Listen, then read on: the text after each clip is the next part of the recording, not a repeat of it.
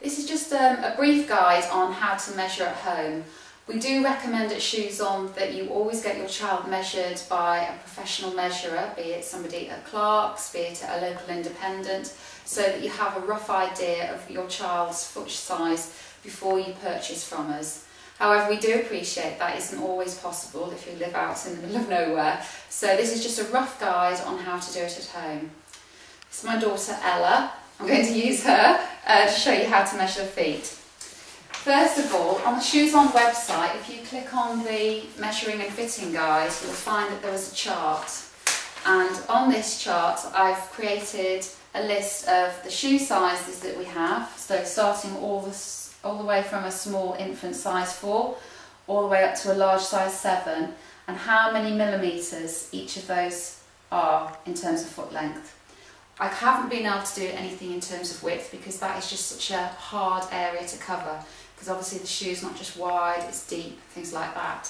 But obviously that is something that you probably know, having been a mother, getting your child measured in the past. So if you know that your child is particularly deep, particularly wide, then we will be able to recommend certain styles for that, like Frodo. If your foot shape is particularly narrow, then maybe you might be better off with something like Superfit. But there are other ways of going around that. So I'm going to use Ella. I do know her foot is very shallow and very narrow. She's a D-fitting. And anyway, I'll show you how to measure. What you get is 2 pieces of A4 plain paper.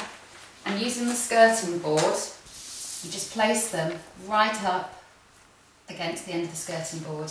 Then you get your child to stand up nice and straight, so they're not leaning back or anything, with their foot right against the back of the skirting board. You then grab a pencil or a pen, and it's really important again that the child's head is upright. So if you're dealing with small children, you might be saying keep it up like a princess or like a soldier or something, because the minute you start leaning forward, it sprays the foot out slightly and it will affect the measurement that you take. You then need to make sure that you measure the longest toe. That doesn't necessarily mean that it's going to be the big toe. It all depends on different foot shapes. You also need to make sure that the foot is completely straight and around hip width apart.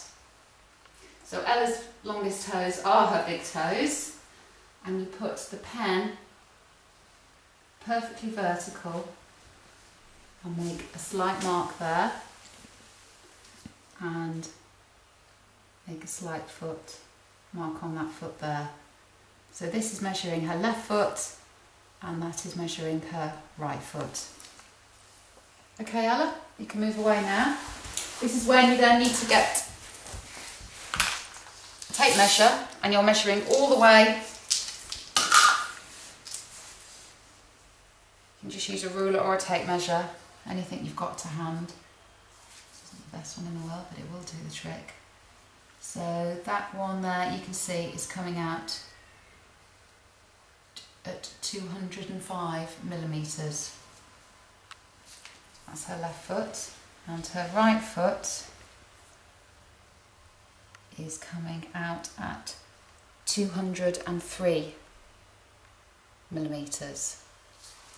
So referring back to the chart we have here, Ella, you've grown.